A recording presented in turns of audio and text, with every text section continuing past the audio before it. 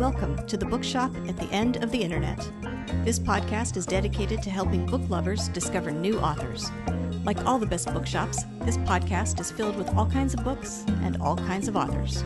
So tune in, browse around, find a new author, and discover a new favorite book at the Bookshop at the End of the Internet. I'm Stacey Horan, author, book lover, and host of the Bookshop at the End of the Internet. This is episode number 221. For more information about this or any of our episodes, go to my website, staceyhoran.com. If you enjoy the podcast, leave us a review, like us on social media, and share us with your friends, family, and fellow readers.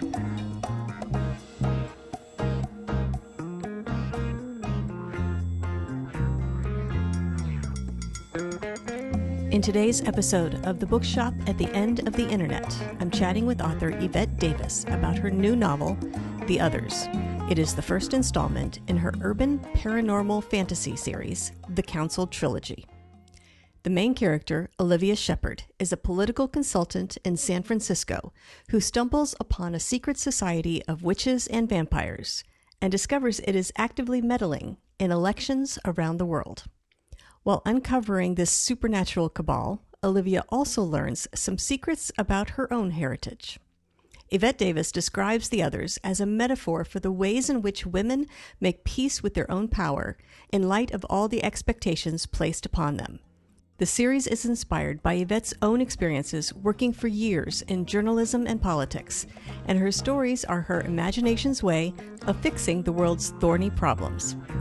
In this episode, I'll chat with Evette about her writing journey, the skill of applying checks and balances that she uses when writing her stories, and why The Others owes its creation to her discovering that she's not a very good playwright, as well as a few other things. Coming up.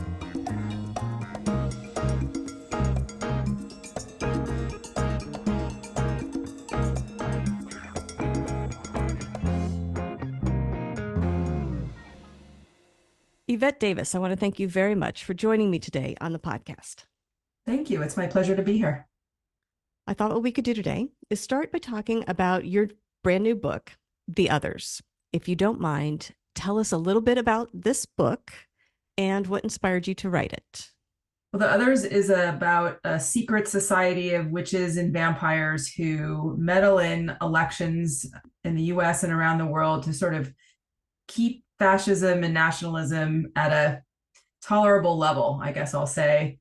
And the heroine is a San Francisco political consultant who finds herself thrown into the middle of this shadowy organization. And when she's asked to run a congressional campaign, and then also learns a series of other sort of shocking secrets about her heritage. And, you know, it's at its core supposed to be a very thrilling, sexy paranormal romance thriller, but I think at its 30,000 foot view, it's a meditation. The whole trilogy is a meditation about women and how they find their power and how they manage it and come to peace with it, frankly, since it's difficult even now to be a woman leader in the world we live in.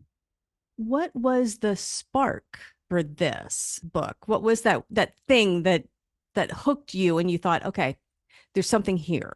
Right. Well, so this whole this whole trilogy owes its gratitude to the fact that I'm a terrible playwright, because what I started out thinking about was writing a play about a frustrated female political consultant who just sort of constantly is running up against sexism and just workplace issues, and out of the corner of her eye one day sees a woman warrior, a female warrior from like an ancient, civilization who's sort of trying to coach her off stage. Like, what are you doing? Just take this guy's head off with a sword, like be done with it, stand up for yourself. And so I embarked on trying to write a play to kind of tell this story and to give this, modern current day woman a foil to kind of run up against. And it just turns out I'm a terrible playwright. And so the kind of the foundation of Olivia and this story was born. And then what happened as I started getting into it is I realized it wasn't going to be a standalone novel. It was going to have legs and need to be a trilogy. So this, I think, was a kind of my internal way of solving the problems of being a political consultant, which is not very much anymore. But at the time when I first started my career, it was very much a more of a male dominated industry. And there were just a lot of moments where my idea sounded better when it came out of a man's mouth, So it's just, how do you contend with all that, right? So I let my character sometimes work out my therapy, I guess. Very nice. I do think that that is probably the first time I've heard the inspiration for a book described that way, as it came about because it was a terrible playwright. I think that might be one of the more original stories for a book's inspiration, to be honest with you. So, well, let's talk about this main character, Olivia, because I'm curious now how she came about. It sounds like you poured a lot of personal ideas and issues and situations into not just her as a character, but into the story. So let's talk about how Olivia came into being. Yeah, it's funny. I don't think Olivia is me. But I think that she's an amalgamation of a lot of frustrations I've seen and I've seen for other women. And I also think that, I don't know, somehow she just grew to be who she is. She's impatient. She has trust issues. I mean, not all of those things represent me, but I think what she is a metaphor for a sensation that all of us as women have about how do we make peace with our authority and our power in conjunction with the other expectations that we have. I mean, I think, obviously, I think women are incredible creatures. We are constantly metamorphosizing. We go from a daughter to a wife or a partner to a mother. We're leaders. We evolve over time, either by necessity or by choice, in ways that I don't think men do. Sorry, I love men, but they're just not, I think, as evolutionary as we are.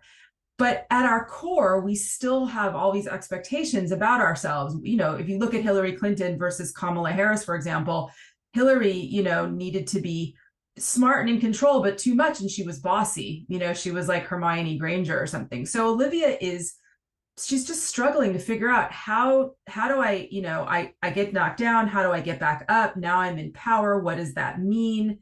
And so I guess I did put a lot of thought into her that way, but how she came to have some of her imperfections, I read the reviews and it's like, she's frustrating. Yeah, she is. She's supposed to be. She's on a journey. She's having a moment where she's going to come to learn things about herself. And sometimes she's not going to take the lesson on the first go. And so you have to be willing to sit with her through the whole trilogy to figure out who she's going to really be as a human being. And I find that exciting as a writer. Yeah. Yeah. Do you find when you read characters and you find them frustrating, do you find that it's because they're making decisions that either you see clearly very easily, or is it sort of a reflection, do you think, of ourselves? Like they make these decisions and we get frustrated because there's a possibility we may have made the same bad choices in life, or we may have been tempted to make those same bad choices. I think it's the latter. Yeah. And I find those characters more interesting. And I think readers do too, when you're more like a human being. Mm-hmm. We do things that we regret, we miss opportunities, we say things to our loved ones that we, wish we hadn't. Like that's what being human is.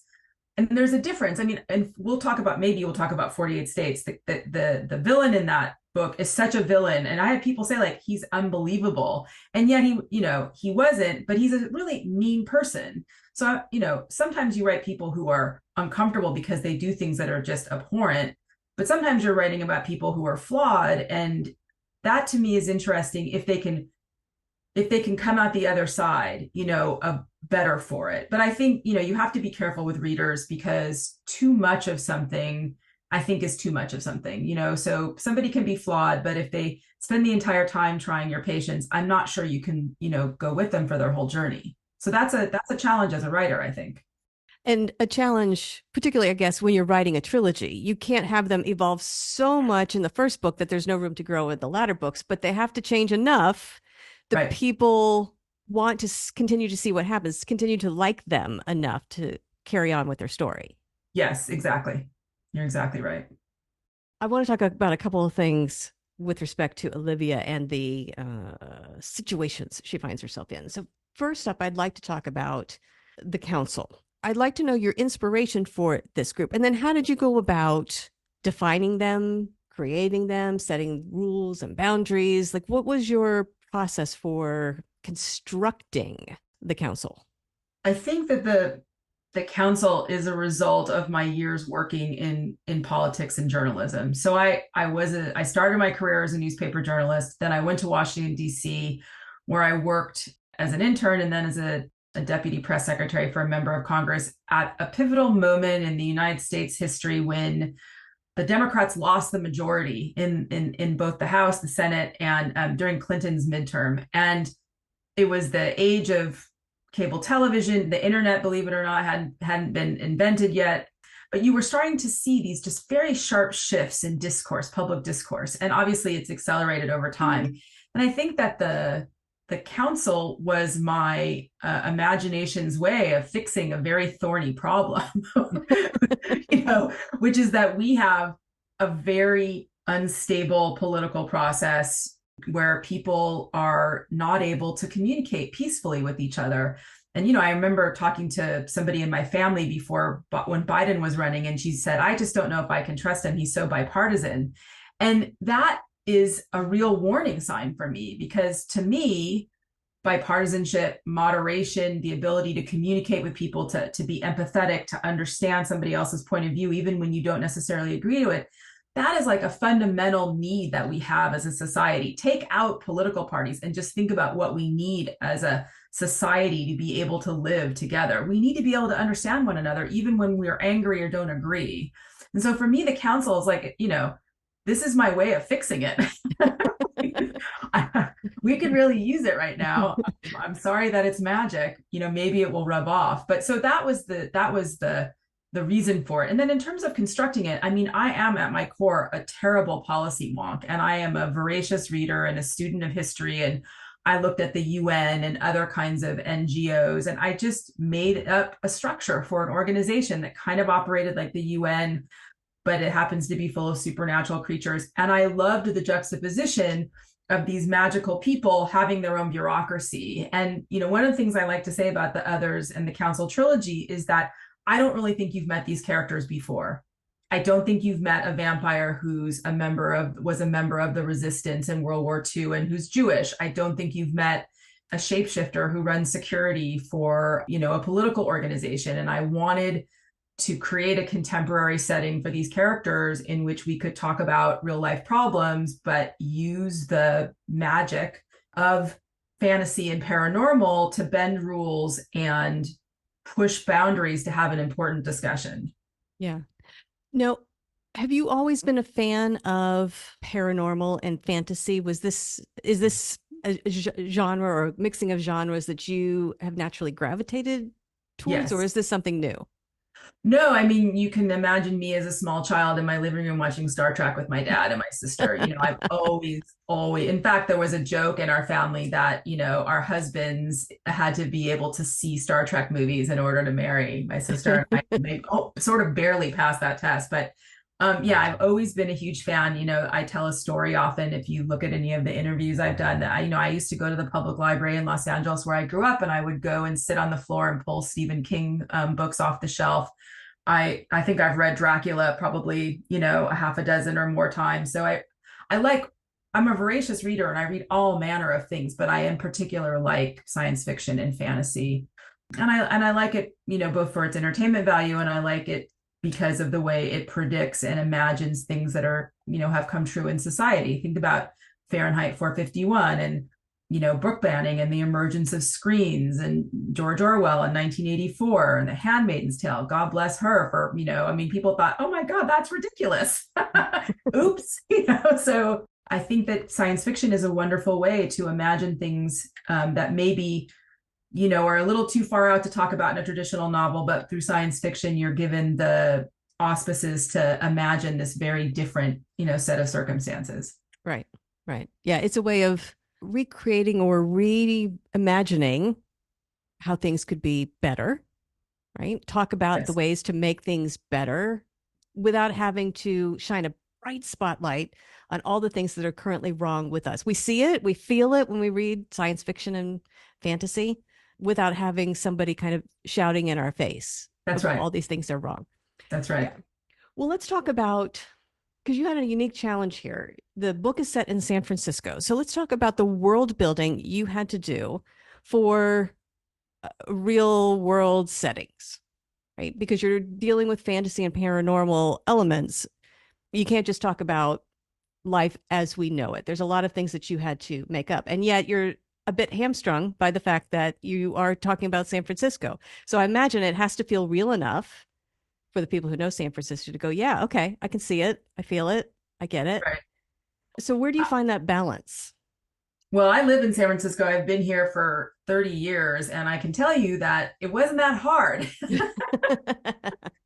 I think of the city as being tremendously magical. I mean, its light, its architecture, the way the fog rolls in, the certain narrowness of streets, the jewel box quality. I mean, I think for anybody who appreciates architecture or is creative or who has an imagination, I think the city is a, I don't want to say easy, but it's an inspirational place to be. And so for me, I live not very far. So I will say two things that are true. Olivia's house is my house. I live in a little 1930s house near Golden Gate Park.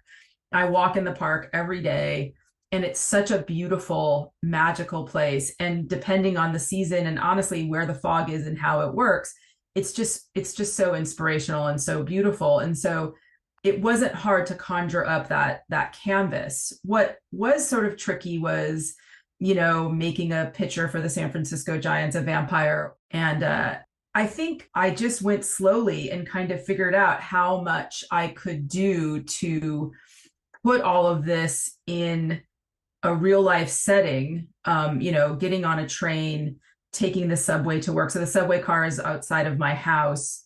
And, if you've ever ridden public transportation, you must have had a moment at some point when you saw somebody who seemed a little bit fantastical to you, or you were walking down the street and you saw somebody who was a little bit larger than life. So I do think that, a writer's job is to sort of take all of that and then figure out how to put it into a compelling story. I think the harder part of writing this book or writing a trilogy is figuring out what do you do now and what do you do later. Yeah. Did you plan the whole thing out once you realized that it was more than just one novel? Did you stop and kind of plan for all of them, or did you just handle the first book and think, the rest will come when I'm ready? No, I did. I mean, after a while, when it became very apparent that there was going to be, need to be 3 books, I started thinking about how I was going to parse out the story and what was going to happen next. And I intended to finish this much sooner and then got kind of interrupted by 48 states. And so it's too bad because in the 3rd book, Olivia is going to be asked to help elect a woman president. And boy, would I have liked that book to have come out, now instead of later. But nevertheless, I think it'll still be relevant. And it's given me some time to add some elements that might not have been there had I written it sooner. But I definitely started plotting it out. And I have I write everything out by hand and then I type it in. But I also have, as a part of my work, what would I call it? Like an intensity sort of graph. Like I'm constantly looking at how many chapters I go where nothing has happened. And I'm really careful to not allow readers to sort of drift off into boring conversations or mundane things. I like to make sure that the pace of these books and the things that are happening to Olivia and her characters is consistently thrilling so that people frankly don't want to put the book down.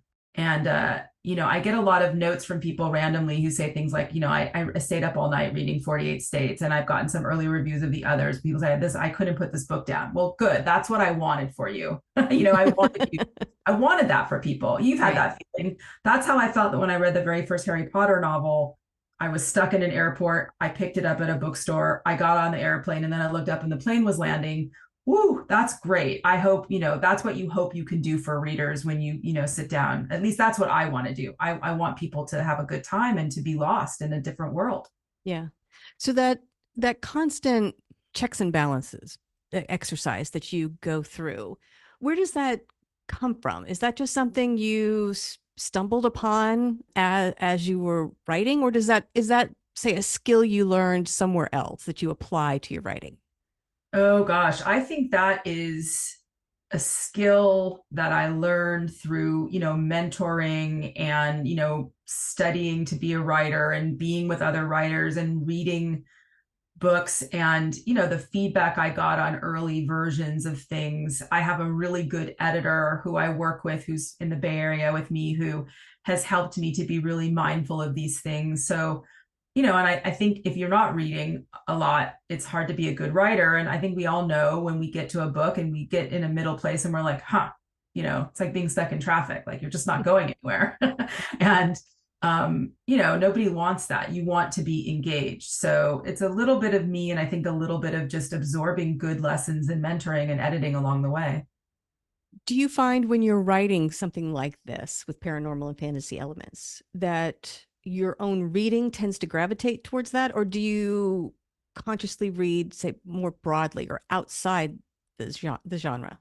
I read outside. I don't want those, characters in my head, and especially really good books. Like I have a number of I know books that are going to be really good by authors that have been released, and I'm sort of waiting until I'm done with my writing assignments because I don't want those characters in my head. So my guilty pleasure, which my husband refers to as Chardonnay, is I like to read historical romances. I generally hew towards ones that have plucky women, characters like the first female doctor or women who secretly write novels in the Victorian era. They have to have strong female protagonists. And I read a lot of nonfiction and, news. I'm a pretty voracious news reader. I probably read, 5 or 6 different, newspapers or magazines on a daily basis, which I don't think is good for your health right now, but I do it anyway. Well, let's talk a little bit about the trilogy. As we said, The Others is book 1, and it's out now. Yes. You have plans for 2 more, and as you mentioned before we started recording, you now have release dates for them. So can you tell us a little bit about your plans for the trilogy? Well, so there's a lot of the first book ends in a cliffhanger. Spoiler there, but I think it's and you really you don't know what Olivia is up to. And then the second book opens with her dealing with the aftermath of some explosive reveals, and she's in a bad frame of mind and is sort of bent on revenge for some things that are happened, and it takes her to Eastern Europe. So the majority of the second book takes place in Serbia and Slovenia, which is a very mysterious sort of part of the world.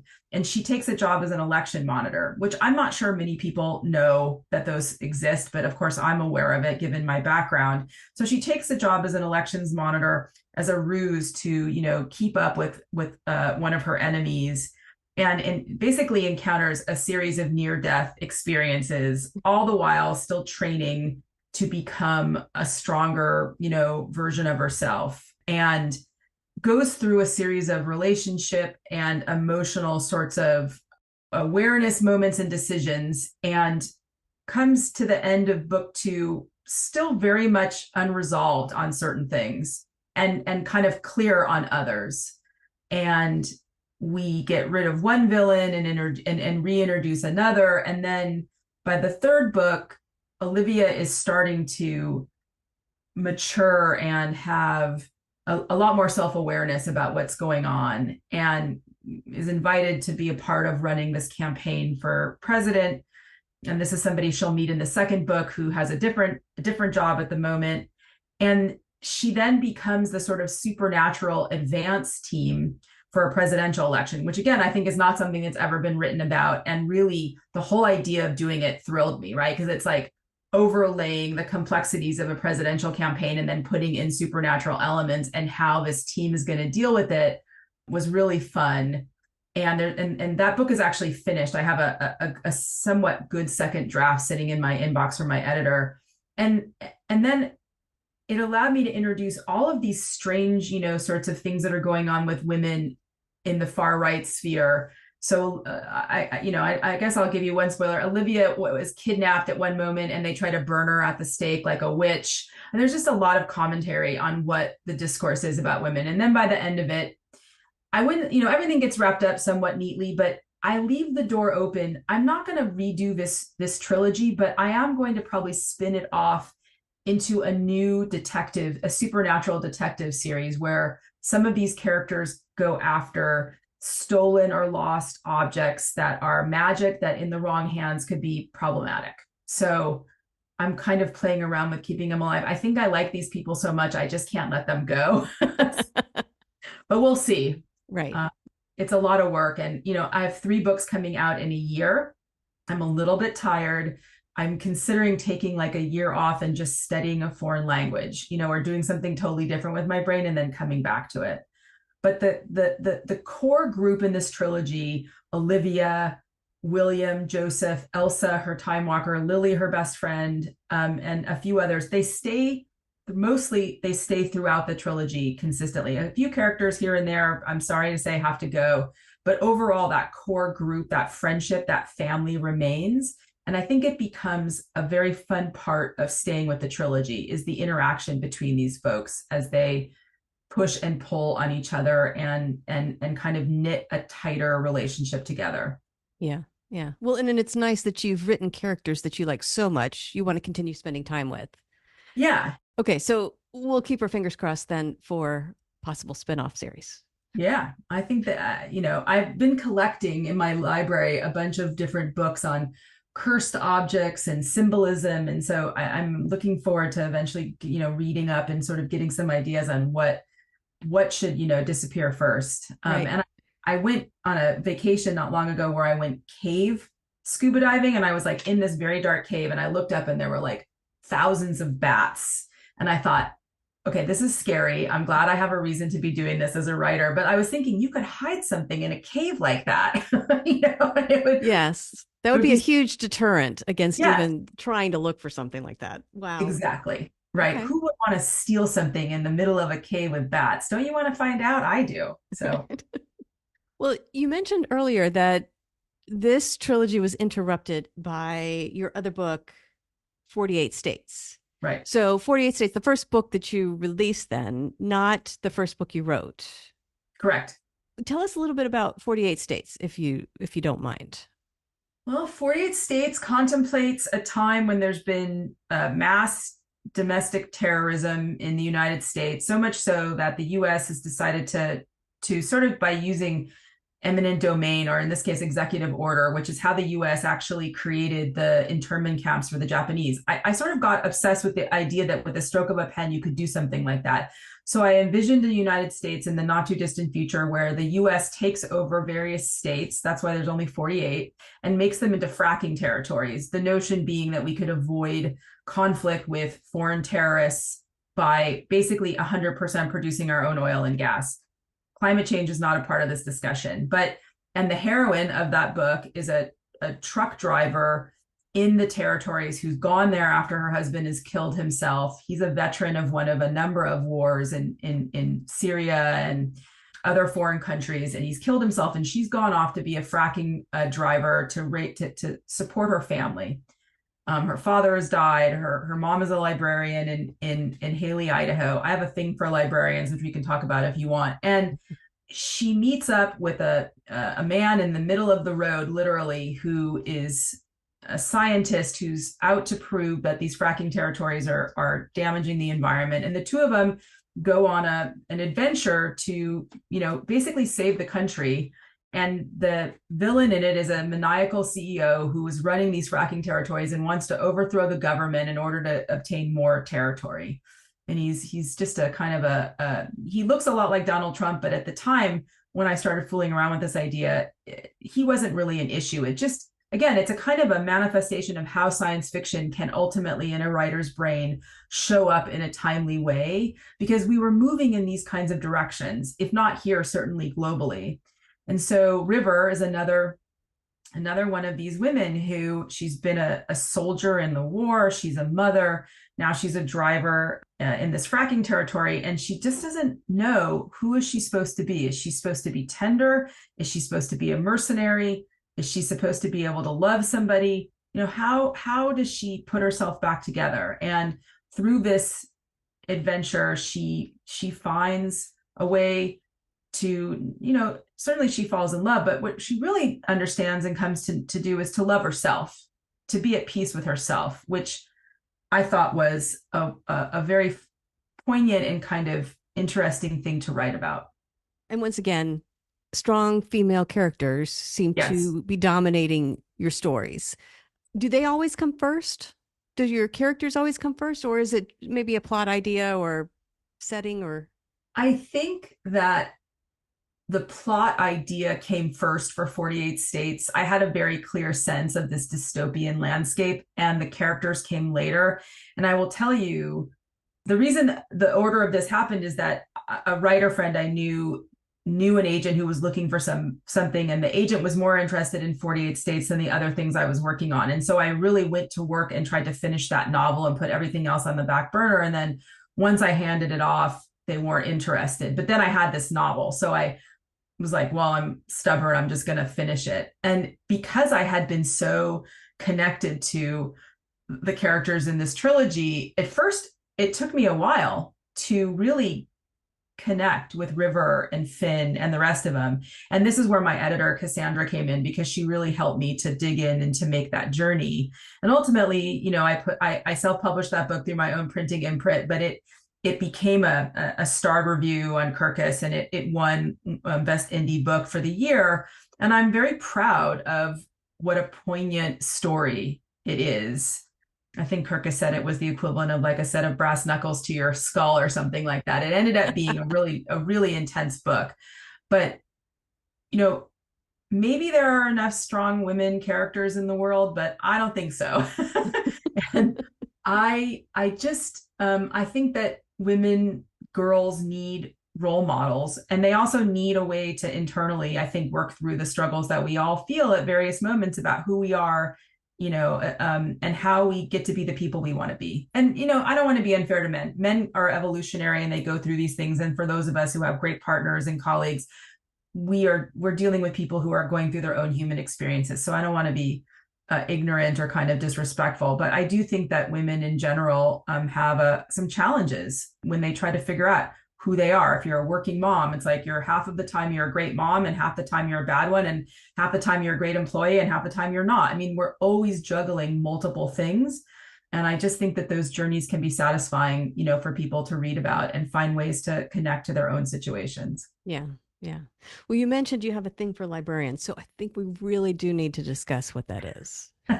Well, I've always been a huge supporter of public libraries. I mean, since I was a child, I've enjoyed libraries. And then as a professional running my own public affairs firm, I've done a lot of campaigns to help libraries gain their annual funding or rebuild their branches.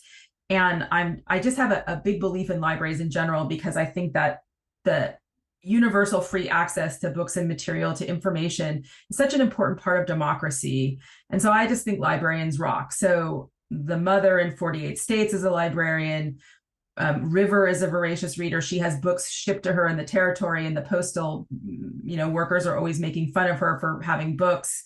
And in the Council Trilogy, Olivia's best friend is a San Francisco librarian, and she's a fairy, and her hallmark is public service. And so she makes sure that people can always get the books that they want when they go to the library. So I think librarians are kind of unsung heroes. And again, we're in a moment when it's a very difficult time to be a public librarian and to try to be helping people read things that are important to them. And we've got, a lot of Monday morning quarterbacking going on that. So I'm happy to do something that pays tribute to what I think is a really important hallmark of democracy. Yeah. Yeah. Oh, nicely said. Good. Okay. Well, it sounds like you've got a lot going on. Finishing this trilogy, possibly a new series in the works. If people want to learn more about you, the books, upcoming releases, things you have going on, where can they go to find you and that information?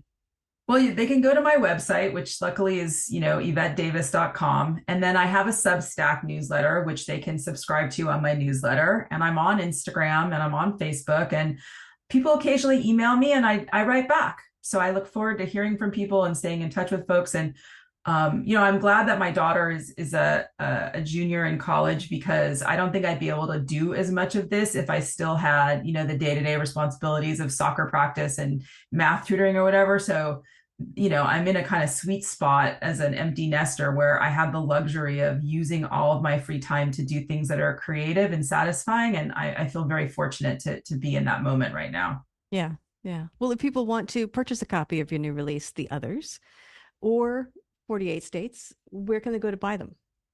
Well, first and foremost, I hope everybody will go to their local bookstore and ask for them. The book officially was released September 17th, and it's in public libraries for those of you who want to use that as a resource. And then, of course, it's on Amazon and Kobo and Barnes and Noble and all those other usual suspects. But I definitely hope people will try their local bookstore first, because I'm a big believer in supporting local bookstores in San Francisco. Very good. Well, Evette, I want to thank you very much for joining me today on the podcast, and I want to wish you luck with The Others and the rest of the Council Trilogy when those come out. So congratulations on everything you've accomplished so far, and best of luck with the rest of your writing journey. Thank you so much, Stacey. It was a pleasure to be on your program today. Be well. Thanks very much. The Bookshop at the End of the Internet is a podcast dedicated to helping book lovers discover new authors.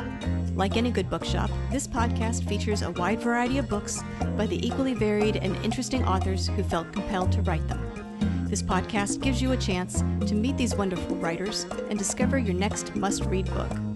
Listen to the authors describe their books and tell you their stories in their own words. My interviews feature books from all genres and authors from all walks of life, including those who are indie published, as well as those published by small presses and large publishing houses. Looking for unique, not so easy to find books for yourself, a friend, or a book club? Tune into this podcast and find your newest favorite author, or maybe a soon-to-be bestseller. This podcast, like all the best bookshops, is filled with all kinds of books and all kinds of authors. Tune in, browse around, find a new author, and discover a new favorite book. You never know what treasures you might find in the Bookshop at the End of the Internet.